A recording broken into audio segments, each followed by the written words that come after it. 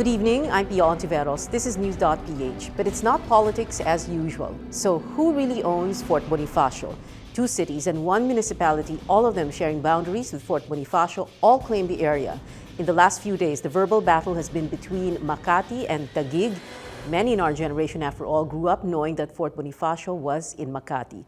But Pateros is not about to give up on its own claim. Joining us tonight is the former Vice Mayor of Pateros and a former councilor, many times her terms over, Adoro Sales. Good evening, Mr. Vice Mayor. Thank you for being here. Good evening, Pia. Thanks for inviting me to enlighten the people on the facts of Fort Bonifacio.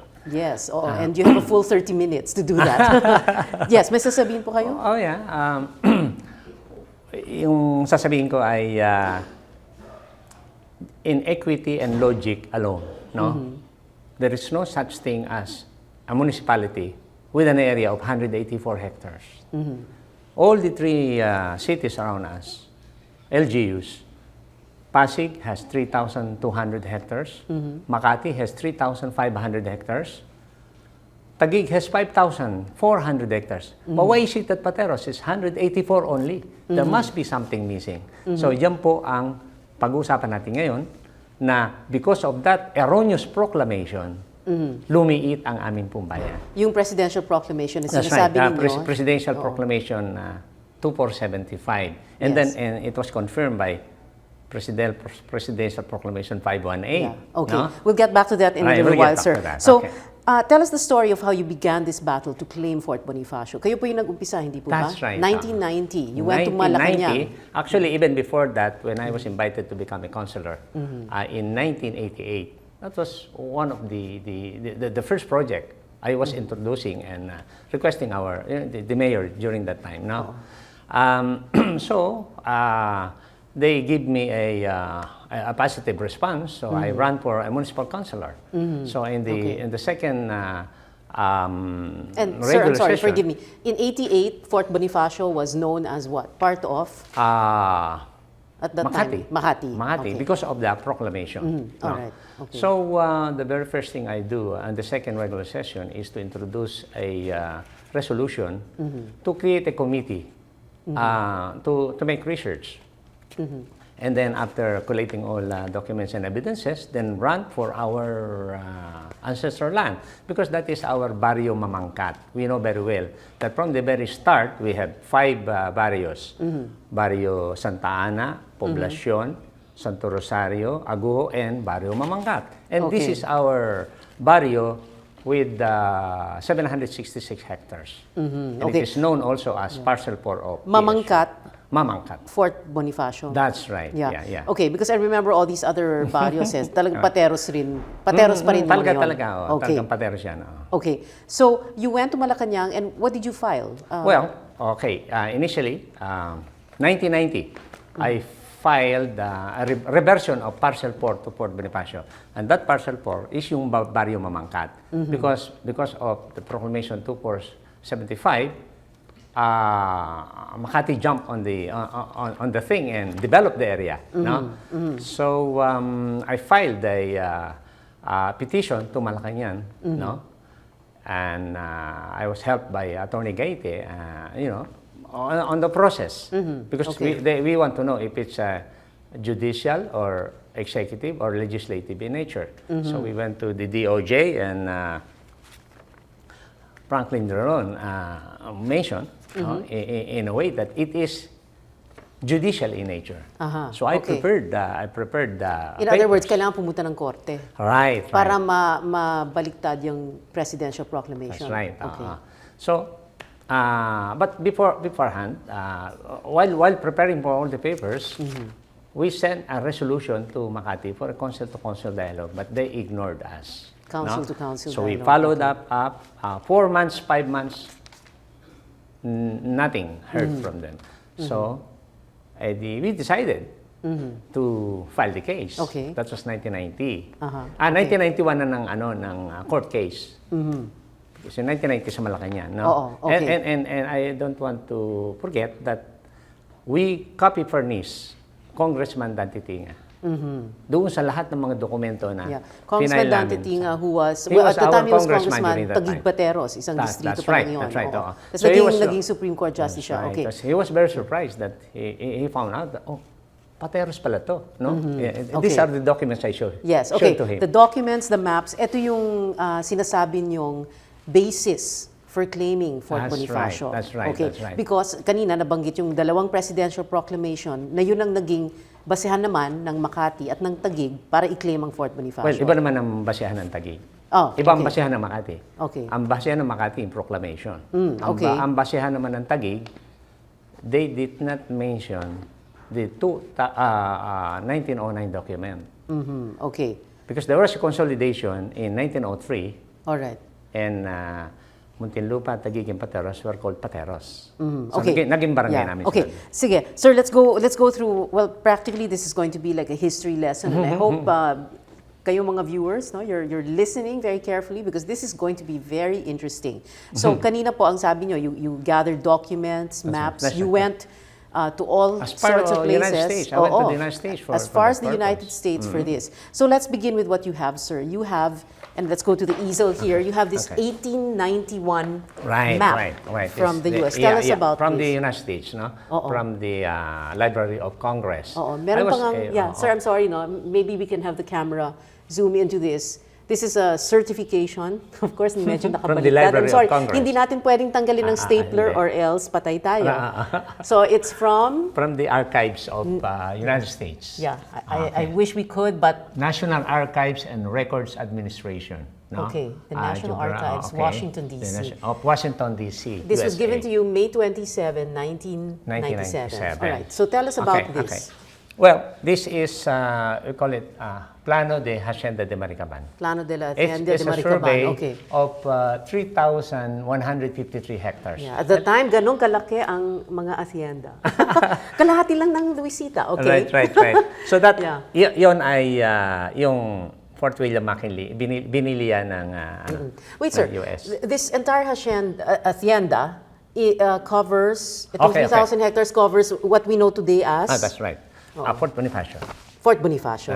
That's right. Okay. Well, I just want to point out, dito, nakalagay dito, jurisdiction de Taguig, Yes. jurisdiction de Pateros, jurisdiction de San Pedro Makati, and jurisdiction de Pasig. Oo, Pasig Okay. na lang ang hindi nagkiklaim sa Fort Bonifacio. Huwag nating dagdagan. Hindi, kami nang bahala dun sa, yung buting Kalawaan San Joaquin because we have documents that our boundary is on the river. Okay. Pero pumunta sila dito. Okay. No? Sige Anyway, I have 45 pages Spanish document that defines the boundary of Pateros. Ito pong straight line na ito, papunta doon. Okay. If I will point out the specific places, this is the McKinley Hills. Yes. And the whole of Global City is here. So Okay. it really shows that Yeah. the two locations are I wonder if the inside camera Pateros. can zoom in even closer, but if not, this portion says Barrio de Agujo, you That's mentioned it right, that's earlier. right. Sitio de, I'm sorry, what's this? Buting. Sitio de Buting. Barrio and de Barrio Mamangkat. Mamangkat. And, okay, Sitio de San Jose. Si Okay. San Jose. All right. But then if I will point out, the 7 barangays lies on this, near the river. Oh, yung 7 barangays, yung enlisted man's That's right. barrio. Okay. 7 barangays dyan. Oh, Dito naman yung McKinley Hills. okay. The Global City is there. Okay. They are all inside Yeah. the territory of Pateros. And according to this 1891 map, 1891 this is the boundary of That's right. Pateros, And clearly delineating na That's right. And Fort even Bonifacio defined is on a 45 Pateros. pages Spanish document. So the United States, sanction all the surveys and maps of the Spaniards. Okay. Have you explained everything you need to explain here for this ito map? naman po ay Taguig, this one here. no? Okay. Okay, so the 1891, and this is Makati here. So Okay. in all other maps, ito ho pinapakita. So it's 1891. Then, Okay. okay, so that's very clear. It is Alright. signed by, I don't know, whatever name. It's signed in 1891, October 13. Okay. Okay. All right. And then you have the PSU 2031. Oh yeah, that's right. Okay, ito This is naman. the next one. Well, Alright. and before Hindi we pa. go there, Okay. this Plano de Maricaban is the hacienda is owned by Dolores Pascual y Casal, and it was bought by the United States and converted The entire it, 3,300 that's right, hectares. and converted it to Fort William McKinley. Okay. Okay. Okay, Yes. so we can go to the PSU. Oh, by the way, sandali lang po ha. So, Hacienda de San Pedro Makati, tapos may Hacienda de Guadalupe. Hindi na and saan. ito. Ito na lang Ayun. dito tayo Okay. sa banda rito. Okay. Sige po, next. Well, okay. So the United States government had a survey. They call it PSU 2031. It was done before 1909. No? Okay. And exactly at 1909, they have completed the survey. So that's why the date is November, December 1909. Okay. Alright. But then it was done in 1908, no? When there was a consolidation, and the three municipalities were called Taguig Okay. Taguig, Pateros, and Muntinlupa. Muntinlupa. Okay. so and it was called Taguig. So para bang nabura yung pangalan ng Pateros for a while? Right, for a while. Okay. For about 4 years. So makikita natin dito, Municipality of Taguig. It's because of that reason. But then we have documents to show the transition. Yeah. Okay. So where is Fort Bonifacio here? Well, this is, ito yung Fort ito yung Bonifacio. Okay. Okay. This is exactly the same line that we were looking into Yes, in the this one. 1891. Ito. Okay. So, okay. So, this is parcel 4. So, the parcel 4 is the one that is specifically determined for Pateros. Okay. And if we were looking at it today, then this is Fort Bonifacio. There's the cemetery. That's right, Tapos that's ito right. yung tinatawag yung, ito yung mga Yung Pembo, yung Pembo, 7 Sembo, barangays. etc. Okay. Okay. At tapos andito yung McKinley Hills, andito yung Global City. Okay. Is inside Pateros. All right. Then you have other documents, sir, no? And I Okay, think they're okay. here on the Okay, table. okay. So there's several. There, you That's have one right, of that's right, 1903, 1905. Oh yeah, okay. Yeah. So we have documents here, historical. No? Itong Okay. ginagawa natin historical yan. No? It's in 1903. There was a Here. Let's hold this up. Okay. an act number, no, 942. Okay. So this act number 942 was a consolidation of Taguig, Pateros, and Muntinlupa. Okay. Because of problem of economy. But when they were consolidated, on that time, no, they were called Pateros. Okay. Okay. Okay. So, non-existent ang Taguig at saka Muntinlupa as a municipality. Okay. They became barangay of Pateros on that period. Okay. From 1903 hanggang 1905. Okay. May nangyari noong 1905. That's which right. is- Okay. So 1905, the Philippine Commission changed it to Taguig. Okay, where's the other one? Okay. So the document is the Act number 1038. It's okay. From memory. whatever, lang po, sir. whatever. Oo. Okay. Ito pala. Okay. Nakita ba ito? Okay, what says here, okay, the name of the municipality of Pateros in the province of Rizal as constituted by Act number 942, so yun yung 1903, no? Is hereby changed to Taguig. Okay. And said municipality shall consist of the former municipalities of Taguig, Pateros, and Muntinlupa, with the seat of the municipal government at the former municipality of Taguig. Yeah. So, napalitan yung pangalan. Okay. So, kami ngayon na naging nabura sa mapa, non-existent. Okay. Ang Okay. Muntinlupa at ang Pateros. Okay. Tapos Pagdating meron ng kayong 1909 naman. Pagdating ng Oo. 1909 o 1908, December 31, 1908, there was an executive order number 20 and number 36. Because it's a military government, ito, batas lahat ito. Okay. What says here, the municipality of Taguig shall consist of territory heretofore comprised therein, less that of Pateros. So, pinapahiwalay ni Pateros, no? Hereby reconstituted. The municipality of Pateros shall consist of the territory which it comprised prior to the passage of Act 942. Okay. So that's before. Okay, so those three documents that you pointed out to us, that you showed to us, in one sentence, what do they prove? How do they support your claim? Okay. Well, as far as we know, the 1909 document superseded the claim of Taguig, no? Okay. That the area is theirs. It was theirs only between 1905 up to December 31, 1908. Because you were all renamed and placed under That's Taguig. right. Okay. So starting January 1st, Okay. 1909, Yeah. it was Pateros. Okay. Until when the proclamation was. Yeah. Given. Okay. Well, let's go back to the easel because, and then we're going to take a short break in a while. But this one is a 1968. But this is a map. 1968. It's even before that proclamation. Yeah. No? Yung Okay. 1986 And on that yun, note, sir, sandali lang po. We're going to have to take a short break. So News.PH will be right back. We're talking about who owns Fort Bonifacio. Stay with us.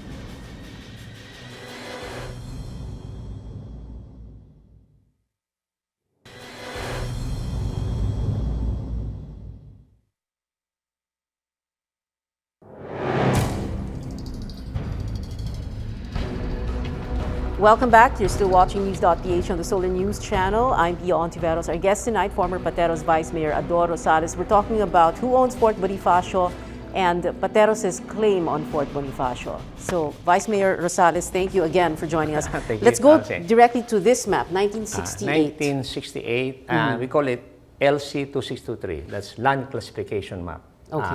Signed by the acting director, Antonio Quijado. No? You have to say that para malaman ng tao na totoo ito. Right. Okay. Dalawang pages yan.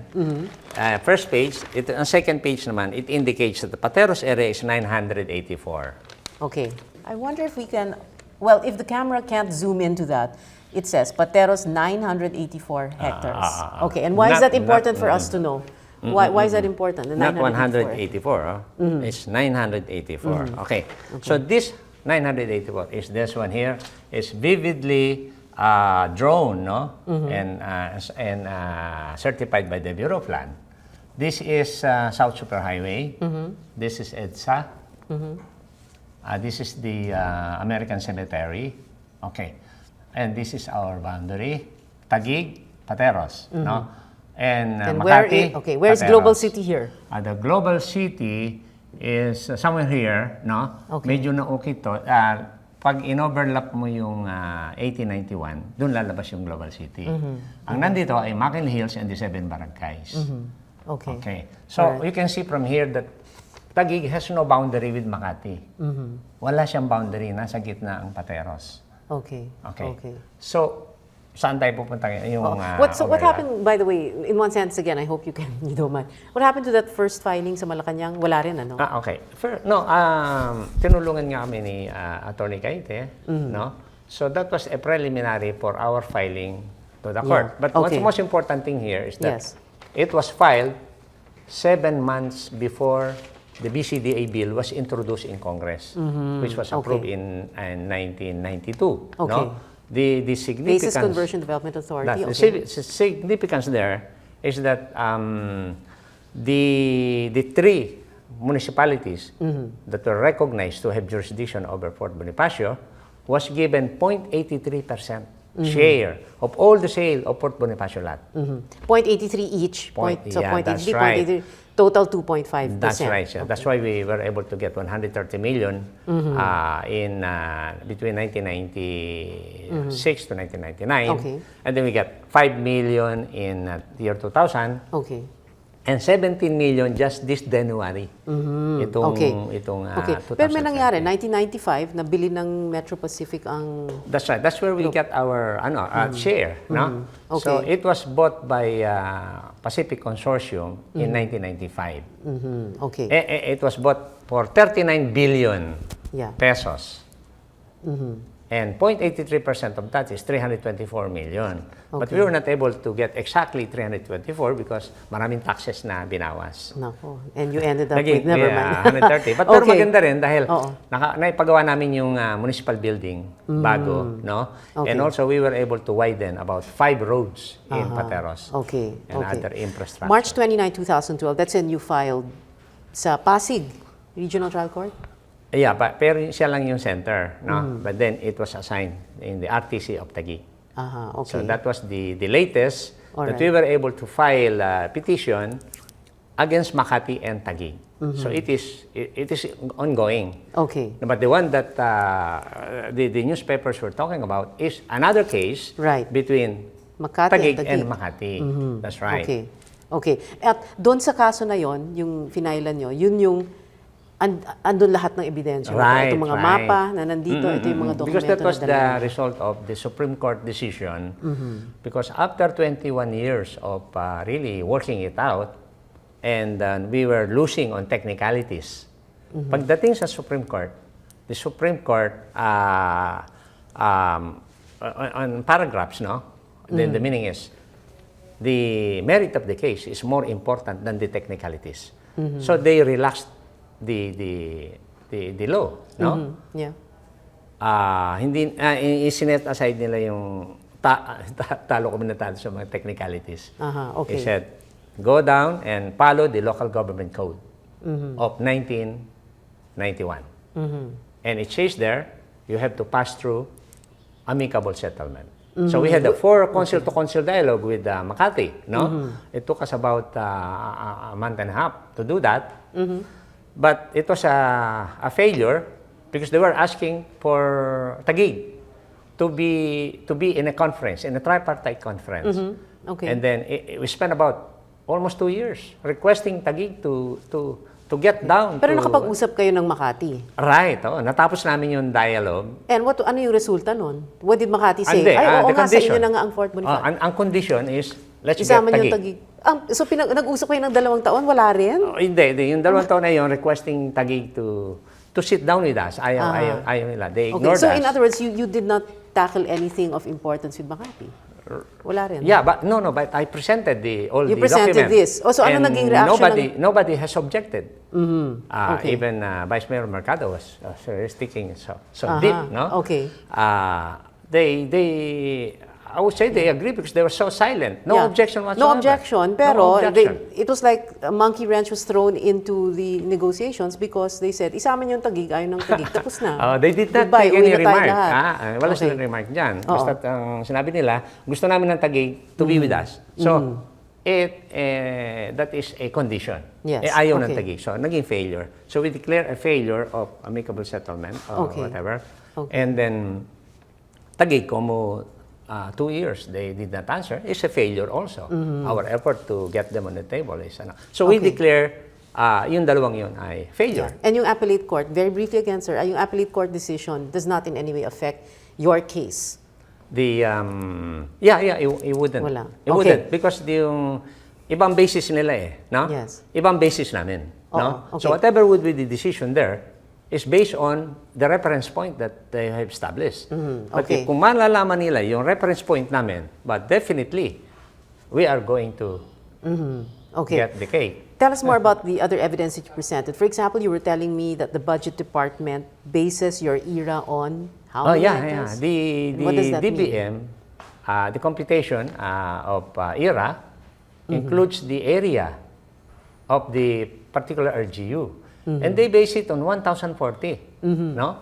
And in addition to that, the Bureau of Census and Statistics, since 1948 up to the present time, you can go to the Bureau of Census and Statistics and you will see that our area is 1,040, not 184.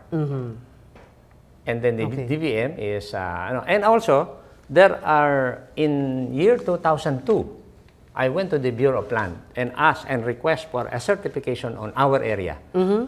And OIC Bienvenido Cruz, head of the survey department in Manila, issued the certification.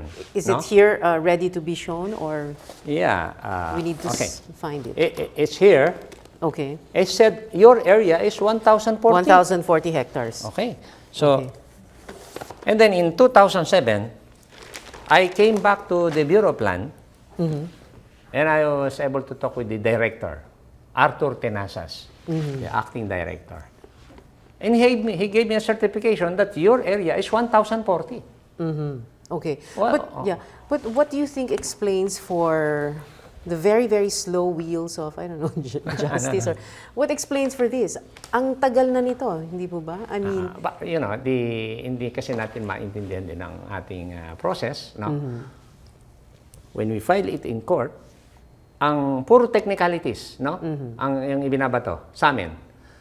And up to this point in time, after 25 years, never na napag-usapan ang merit. It's always wrong venue, okay.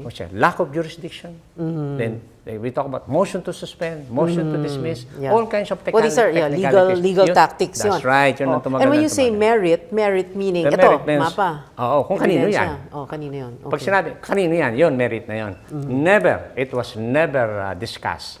So, Okay. tumatagal kami ng tumatagal. Nakailang hearing po kayo dun sa kaso ninyo? Yung finailan nyo noong March 2012? Siguro mga dalawa, tatlo. But we requested the court to expedite because it's more than 1 year na, no? Di ba? Yes, 1.5 So the last years. hearing that we have is February 14.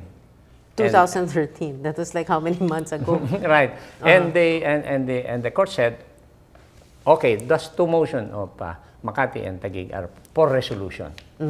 But February 14 is, what is it now? It is already August. Motion no? ng Makati and Taguig. That's right. The finailan motion, nilang motion? the motion of Taguig is motion to dismiss. Dahil mali daw yung binayad namin na docket fee. Okay. Ito yung isang technicality. That's right. Okay. Sabi naman ng Makati, as motion to suspend because meron kaming kaso. Between, sa ganun. Makati versus So hindi yan nadidesisyonan pa ng ating but we are continuously requesting kasi nga 2 taon na technicalities ang Yes, pinag-uusapan. oo. Tapos balik na naman kami sa Oo nga. technicalities. Sir, ito, appellate court, Siyempre, ang sabi nila ni Cayetano, hindi pa naman final yan eh. Pag Supreme Court nagsalita, yun ang final. Ang sabi naman For ng them. Makati, For them. oo, hindi, ngayon pa lang, magte-take over na kami. We will exercise jurisdiction. Hindi, na yun, technical na yan. But once na mag-file ng appeal, status quo. Paano kung mag-file ng appeal, Supreme Court, magdidesisyon, if they decide it goes to Makati or Taguig, so tapos na. Hindi pa. Hindi pa rin. Kung sino mananalo doon, siya magiging kalaban namin. Okay. Because they have their own basis. May basis kami. It but cannot yes. affect ours because iba basis namin . Even if nasa lower court yung kaso nyo and it's the Supreme Court that's already speaking. Yeah, it should not affect. Dahil iba ang basis. Dahil iba basis. Okay. Final words, sir, and then we have to end the show already. Final words po. Final words. Oo. Okay, yung binanggit ko kanina, in equity and logic alone, there's no such thing as a local government or a municipality or whatever in Metro Manila na 184 lang. May nawawala talaga. No? And we were able to see that the mistake is the Proclamation 2475. There was an error.